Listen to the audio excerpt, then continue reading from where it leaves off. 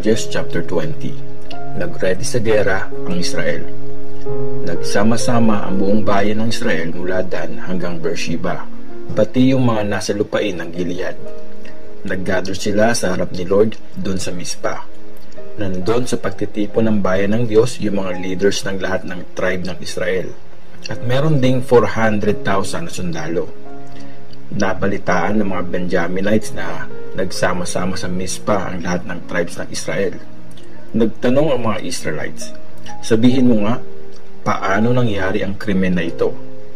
Sumagot ang Levite na asawa ng babaeng pinatay, "Pumunta kami ng asawang lingkod ko sa Gibeah na teritoryo ng Benjamin para magpalipas ng gabi.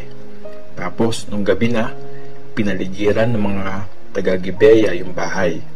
Gusto sana nila akong patayin, pero nirape na lang nila yung asawa ko, kaya namatay siya. Kinuha ko yung katawan niya, pinagputol-putol yun, tapos pinadalhan ko ng tig-iisang piraso yung 12 na tribe ng Israel. Napakasama at sobrang immoral ng ginawa ng mga taong yun sa atin. Ngayon, kayo mga Israelites, lahat kayo, sabihin nyo anong gagawin natin." Nagtayuan ng mga tao at sinabi nila, "Walang kahit isa sa amin ang uuwi sa bahay man o sa tent. Ganito ang gagawin natin. Magpalabuntan tayo kung sino ang susugod sa Gibeah. Yung 10% ng mga lalaki sa Israel ang magre-ready ng pagkain ng army. Tapos yung iba, sila ang sisingil sa Gibeah sa ginawa nilang kawalang hiyaan sa Israel." Nagsama-sama nga ang buong Israel at nagkaisa silang sugurin ang bayan. Nagpadala ang mga tribe ng Israel ng mga messenger sa buong teritoryo ng Benjamin para sabihin ito, "Ano itong kasamaan na ginawa nyo? Isuko nyo yung mga walang kwentang taga-Gibeah na yan para mapatay namin sila at maalis natin ang kasamaan dito sa Israel." Pero ayaw makinig ng mga Benjaminites sa mga kapatid nilang Israelites. Nagpuntahan sa Gibeah ang mga Benjaminites mula sa lahat ng city nila para labanan ang mga Israelites. Nung araw na yon, nakagather sila ng 26,000 sundalo mula sa mga city. Bukod pa doon sa mga taga-Gibeah na pumili naman ng 700 na lalaki para lumaban. Sa lahat ng mga sundalong dumating, 700 na kaliwete ang pinili. Kayang-kaya nilang patamaan ng tirador ang isang hibla ng buhok ng walang mintis. Yung mga Israelites naman nakagather ng 400,000 na magagaling na sundalo. Ang gera laban sa mga Benjaminites. Pumunta ang mga Israelites sa Bethel at tinanong nila ang Diyos, "Sino sa amin ang unang lalaban sa mga Benjaminites?" Sumagot si Lord, "Ang tribe ni Judah." Kinaumagahan, bumangon ang mga Israelites at nagkampo malapit sa city ng Gibeah. Nandun sila para labanan ang army ni Benjamin. Pinaharap nila sa Gibeah ang mga sundalo nila. Lumabas naman sa Gibeah ang army ni Benjamin at nung araw na yon, 22,000 sundalong Israelite ang napatay nila. Pumunta ulit ang mga Israelites kay Lord at umiyak sila sa kanya hanggang gabi. Nagtanong sila, "Lalabanan po ba ulit namin ang mga kapatid naming Benjaminites?" Sumagot si Lord, "Oo."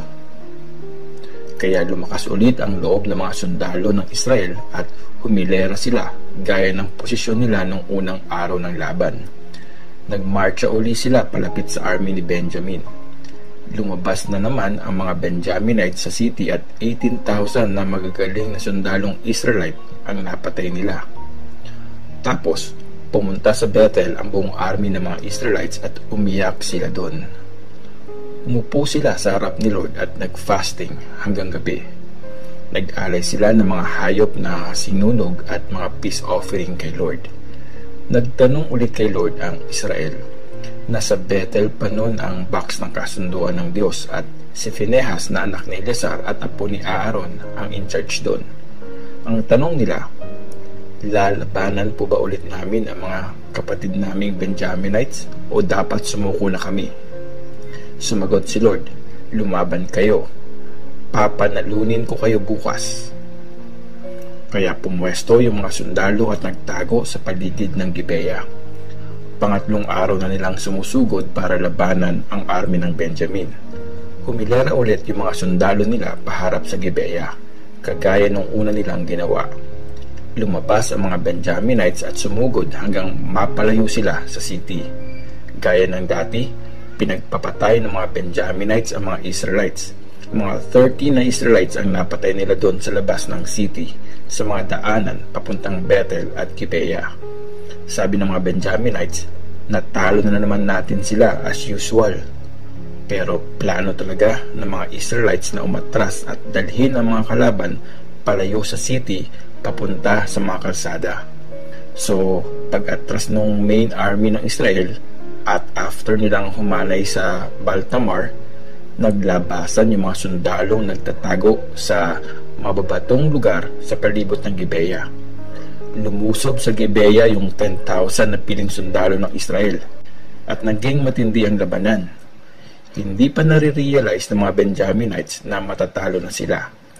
Pinapanalo ni Lord ang Israel laban sa army ng Benjamin. Napatay ng Israel ang 25,100 na kalaban ng araw na yon. At nun lang na-realize ng mga Benjaminites na talo na nga sila. Ang pagkapanalo ng mga Israelites. Umatras yung main army ng Israel sa mga Benjaminites kasi umaasa sila doon sa mga sundalong pinag-abang nila sa paligid ng Gibeah. Mabilis na sinugod ng mga sundalong ito ang Gibeah, tapos kumalat sila doon sa city at pinatay ang lahat ng nandun. Napag-usapan na ng main army ng Israel at ng mga nagtatagong sundalo yung magiging signal nila. Pag may nakita silang makapal na usok galing sa bayan, haharap na sa laban yung army ng Israel. Tung time na yon, nakapatay ng 30 na Israelites yung mga Benjaminites at sabi pa nila, sure na panalo na naman ito gaya ng dati. Tapos lumabas na nga yung signal ng makapal na usok galing sa bayan. Paglingon ng mga Benjaminites, nagulat sila na nasusunog na pala yung buong city. Binalikan sila ng mga Israelites. Nagpanik yung mga Benjaminites kasi na-realize nilang na matatalo na sila. Umatras na sila sa laban at tumakbo papunta sa desert pero hindi sila nakatakas. Napagitnaan sila ng army ng Israel at ng mga sundalong galing sa city at natalo na nga sila. Na-corner ng mga Israelites ang kaaway. Sinugod nila at pinagpapatay lahat ng nadaanan nilang kalaban hanggang sa east ng Gibeah. Namatay ang 18,000 na pinakamagagaling na sundalong Benjaminites. Yung iba, nakatras at nakatakbo sa desert papunta sa bato ng Rimmon pero napatay sa daan ang 5,000 sa kanila. Tinuloy pa ng mga Israelites ang paglusob hanggang sa Gidom at 2,000 pa ang napatay nila. Bale, 25,000 na Benjaminites ang napatay nung araw na yon. Lahat sila matatapang na sundalo. Pero may 600 na sundalong nakatakas sa desert sa bato ng Rimmon at nagstay sila doon ng 4 na buwan. Binalikan ng mga Israelites yung mga natitirang Benjaminites at pinatay silang lahat, mga lalaki, babae at bata, pati mga hayop. Sinunog nila lahat ng bayan na sakop ng Benjamin. Judges chapter 21. Ang mga asawa ng tribe ni Benjamin. Nung nag-gather ang mga Israelites sa Mizpah, nangako sila kay Lord, hindi namin ipapakasal sa isang Benjaminite ang mga anak naming babae. After ng laban, nagpunta ang mga Israelites sa Bethel at umupo sa harap ng Diyos hanggang gabi. Umiyak sila ng malakas at humagulgol. Sabi nila, Lord God ng Israel, bakit kailangan mangyari ito? Bakit kailangan pang mawala ang isang tribe ng Israel? Kinabukasan, maagang bumangon ang mga tao at gumawa ng altar doon. Nag-alay sila ng mga hayop na susunugin at mga peace offering sa Diyos. Nagtanong sila, meron ba sa mga tribe ng Israel na hindi sumama noon sa harap ni Lord sa Mizpah? Tinanong nila ito kasi sumampa sila dati na papatayin ng kahit sinong hindi pupunta doon. Awang-awa ang bayan ng Israel sa mga kapatid nilang Benjaminites at sinabi nila, ngayong araw na ito, nabawasan ng isang tribe ang Israel. Anong gagawin natin para magkaasawa ang mga natitirang lalaki sa tribe ni Benjamin? Nangako na tayo kay Lord na hindi natin ipapakasal sa kanila ang mga anak nating babae. Nung nagtanong sila kung meron ba sa tribe ng Israel na hindi pumunta sa Mizpah, nalaman nila ang walang dumating ng mga taga-Jabesh sa Gilead. Nung nag-roll call kasi yung army, walang sumagot na taga-Jabesh. So, pinatawag nila ang 12,000 na pinakamatatapang na sundalo at inutusan ng ganito: pumunta kayo sa Jabesh at patayin niyo silang lahat, pati yung mga babae at mga bata. Patayin niyo lahat ng lalaki at yung mga babae na hindi na virgin. Nakahanap sila ng 400 na babaeng virgin na taga Jabesh at tinala ang mga yon sa kampo sa Shilo sa lupain ng Kanaan. Tapos, sinabi nila sa mga Benjaminites na nagtatago sa bato ng Rimon na ititigilan nila ang gera.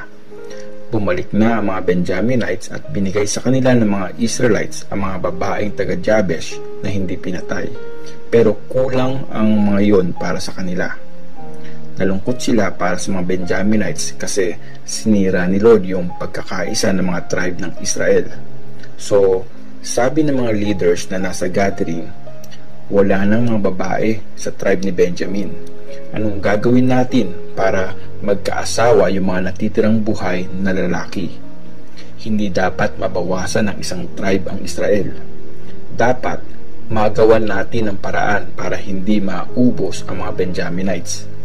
Pero hindi naman natin mapapakasal sa kanila ang mga anak natin kasi nangako tayo dati na susumpain yung gagawa nun. Tapos, naisip nila, malapit na yung taunang piyesta ni Lord sa Shilo.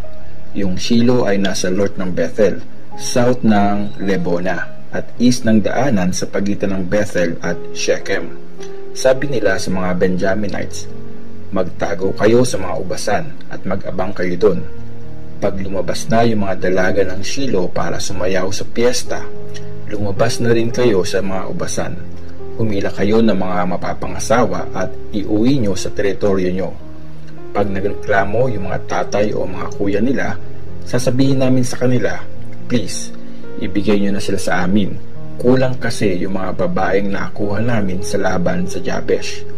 At saka hindi naman kayo ang kusang nagbigay sa kanila, kaya hindi kayo sumira sa pangako.